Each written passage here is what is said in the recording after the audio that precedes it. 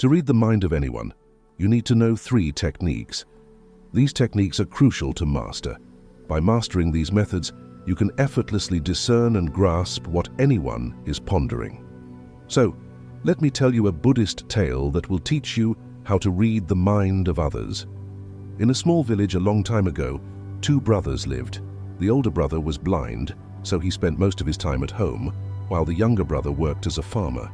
However, their farm was constantly being destroyed by the many animals in the fields. The younger brother was troubled by this problem, but he eventually came up with a solution. He thought, why not ask my blind brother for help to scare away the animals in the fields? He can sit in the field and shout if he hears any animal sounds, and this way, our crops will be saved. After thinking about it, the younger brother built a small hut in the field and placed the elder brother inside it. He explained to him, brother, if you hear any animal sounds, just shout and the animals will run away. This will save our crops. The elder brother agreed to his younger brother's idea and began sitting in the field.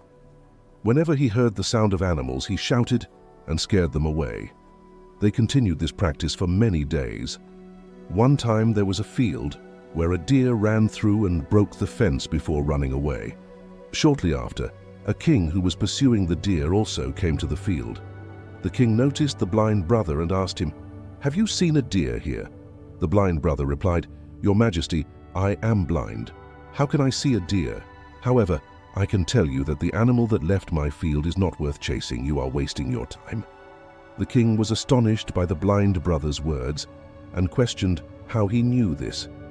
The king asked the blind brother if he was lying, as he claimed to be blind but spoke about the worthiness of the deer. In response, the blind brother stated, Your Majesty, the animal you believe to be a deer is actually a pregnant doe. I have never heard of a king hunting a pregnant doe. So I am telling you that she is not worth your pursuit. You should not waste your time chasing after her. The king was left astonished upon hearing this. He was unable to comprehend how the blind person could identify the doe as pregnant. He pondered, how can a blind person know this? How can he be sure whether the deer I am chasing is pregnant or not? How can he confidently inform me of this information despite being blind? The king felt the need to verify this and thus instructed his commander, Commander, I want that animal alive. I need to confirm whether it is indeed a pregnant doe. The blind man seems to be very sure about this and I need to investigate. Please go and find out if she is pregnant. The king's orders were received by the commander, who proceeded. When he came back, he told the king that the blind brother was correct and that the doe was pregnant. The king was filled with wonder and couldn't figure out how the blind person had known about the doe's pregnancy. The king had many questions in his mind and decided to ask the blind man to get to the bottom of this. Look, I may not know whether you are truly blind or not, but I have come to ask you one thing. Will you give me the correct answer to my question? In response, the blind brother said, Your Majesty, you can ask me anything you want and I will answer you truthfully. The king said, You are a wise man and you seem to have a keen understanding of many things. Today, I have called you to find out whether my wife is faithful to me or not. The blind brother responded, Your Majesty, what kind of question is this? Your marriage has lasted for many years, and now you want to know such things. Why are these questions arising in your mind? However, the king insisted, saying, You must answer this question. If you do not provide me with an answer, I will punish you with the death penalty. Hearing the king's threat, the blind brother said, Your Majesty, if you want the answer to this question, you will have to do me a favor. The king asked, Tell me, what do I need to do? The blind brother responded, For that, you will have to leave your wife alone with me in a room. The king was initially angry upon hearing it, but he eventually agreed to the request and ordered his commander to leave the blind brother and the queen alone in a room. At that moment, the blind brother expressed his desire to touch the queen. Upon hearing this, the queen became furious and started beating the blind brother with her hands, feet, and all her might. Afterwards, the blind man somehow managed to escape and went to the king. Then the blind brother told the king, Your Majesty, your wife is unfaithful. The king, enraged, drew his sword and went to the queen. Then the king asked a question. warning her that any falsehood would lead to her execution. He asked if she was faithful or not, to which the queen replied, "Your Majesty, you may as well kill me, but I am not faithful." The king is overjoyed because everything the blind brother has said is true. Upon hearing this, the king immediately went to the blind brother and asked, "How did you know that my wife is not faithful?" The blind man replied, "Your Majesty, it's quite simple. I told your wife that I wanted to touch her, and she became so enraged that she started beating me. When I told her that I wanted to touch her, she could have refused, but instead she began to beat me, and in the process she touched my entire body. Now you tell me," he continued, "how can such a woman be faithful?" The king said, "You are quite wise. All right then, let's proceed." He added, "Answer one more question correctly, and I will let you go from here." The king then asked, "Tell me, am I truly my father's son or someone else's?" To this the blind brother responded, "Your Majesty, why do you bother with this question? No matter who your parents are, you are the king of this state. So, let this question go." But the king insisted, No, I want the exact answer to this question, otherwise this question will always bother me. So I want to know the truth." The blind brother responded, "Your Majesty, I can tell you right now whose child you are, but before that I want you to promise that you won't get angry with me." The king said, "I promise I won't get angry with you." Then the blind brother said to the king, "You are indeed your father's son, but you are also under the shadow of a miserly merchant." Upon hearing this, the king rushed to his mother. He asked her, "Mother, please tell me the truth. Am I truly my father's son or someone else's? If you don't tell me the truth, I will give up my life right here." To this, the king's mother said, "Son, you are indeed your father's child, but you are also under the shadow of a miserly merchant." Upon hearing this, the king is delighted and immediately returns to the blind brother. He asked, "How did you know that the shadow of a miserly merchant was on me?" The blind man replied, "Your Majesty, you asked me many questions, and I gave you the correct answers to all of them. If you were any other king, I would have received many rewards by now, but you haven't given me a single penny so far. It was from this that I estimated that you are very stingy."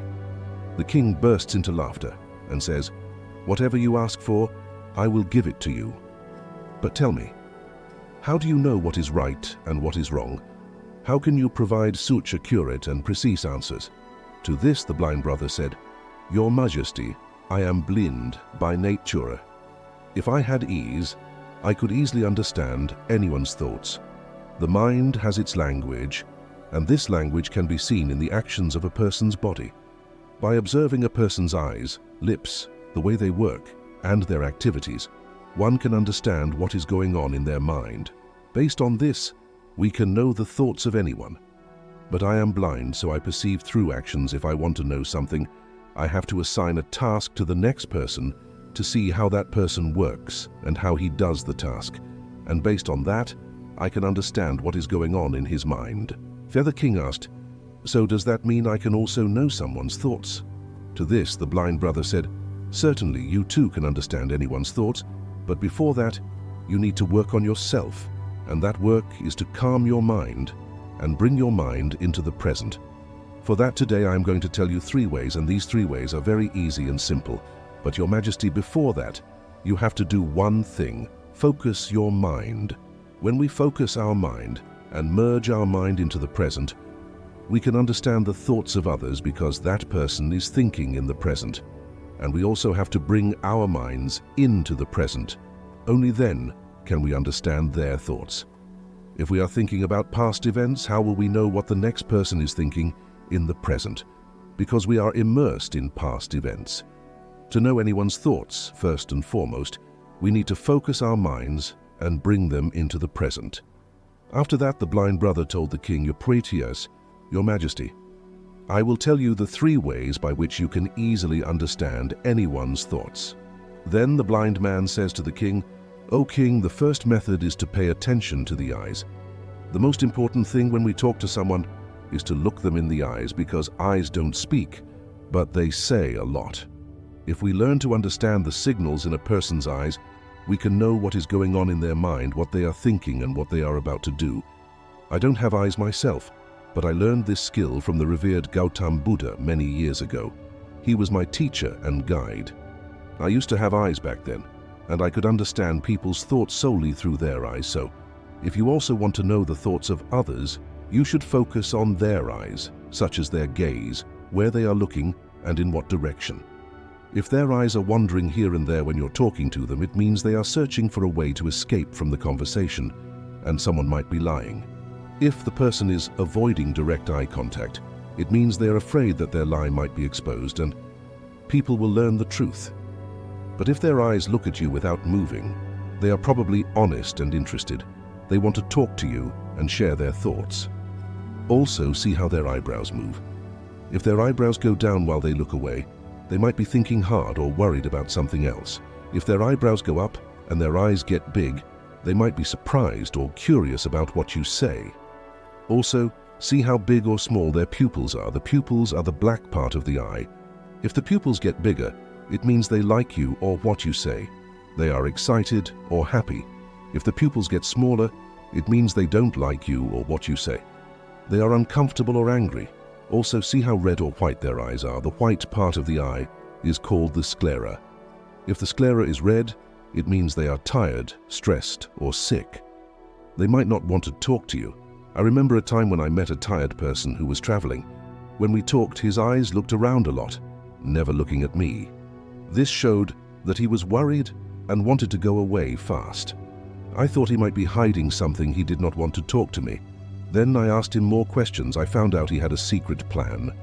Similarly, other facial expressions can help us easily understand a person's thoughts. Sometimes, a person exhibits different behaviors through their face.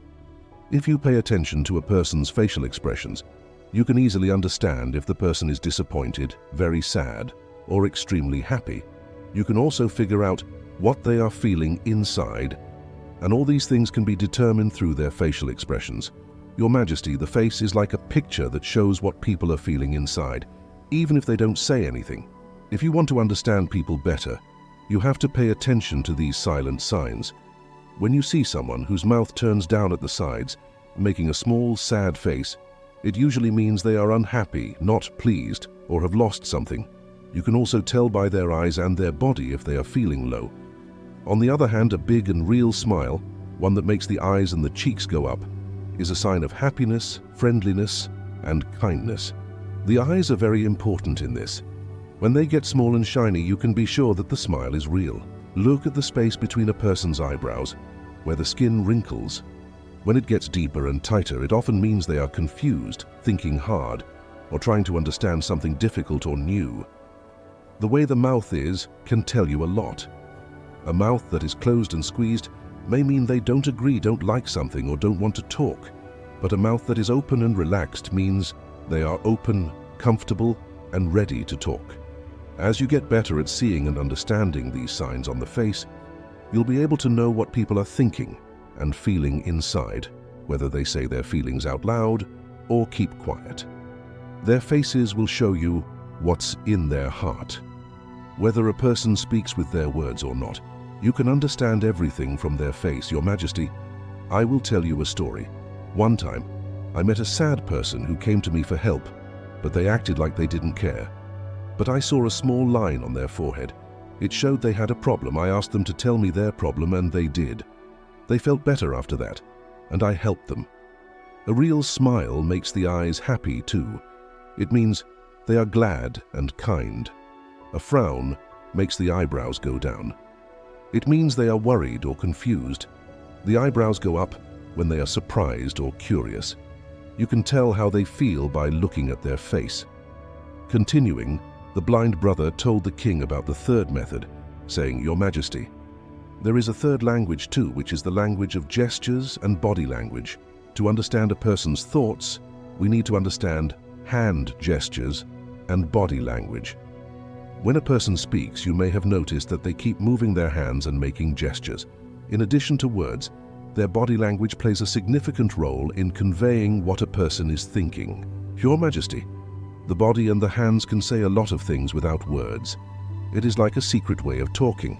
where you can see what people want and feel by the small things they do. Think about when someone taps their fingers fast while they are talking to you. When fingers make a quick sound on something, it may mean they are bored in a hurry or want to end the talk soon. I remember a time when I met a person who wanted to sell me something, and he did this sign. I knew he was nervous, so I made him give me a better price. And he was surprised also. When someone crosses their arms, they might not like you or what you say. They are hiding their thoughts from you.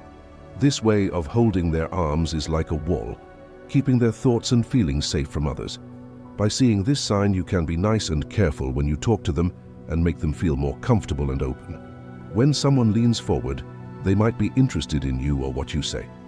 They are listening to you carefully. This means they are interested and want to hear more.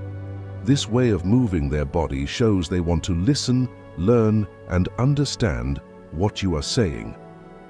I once met a smart teacher who did this. He was very calm, but he leaned in with interest, showing he wanted to know more about the topic. Sometimes people who touch their faces a lot when they talk to you can help you know what they are thinking. It often means they are worried, thinking hard, or having a big idea. These small touches show you what is going on in their mind and heart. To be good at understanding others by their body and hands, you have to be patient, watch carefully, and appreciate the things they don't say. These small but important signs, like a quiet book, show you the feelings and thoughts that are hidden inside them and let you connect with them better. If we pay attention to these three methods and understand them correctly, we can quickly know what's going on in a person's mind, how much attention they are giving to our words, and what's happening in their mind. However, before that, you have to focus your mind and bring it into the present. Only then can you pay attention to all these actions, understand them, and realize what's going on in the person's mind. Otherwise, if you are preoccupied with past events or plans, you will never pay attention to the person's body language, and you will never understand what's happening in their mind, what they are thinking. You may have seen many great saints and enlightened beings who look at you with great calm and can tell you what's going on in your mind and what you have come to learn from them. The biggest reason for this is that they can read you and understand you because their mind is focused and peaceful, and that's why they can easily understand your thoughts. As we come to the end of this Zen journey, Inspira Zen team would like to express our deepest gratitude for your incredible support on this journey. Inspira Zen, because knowledge has the power to elevate your life.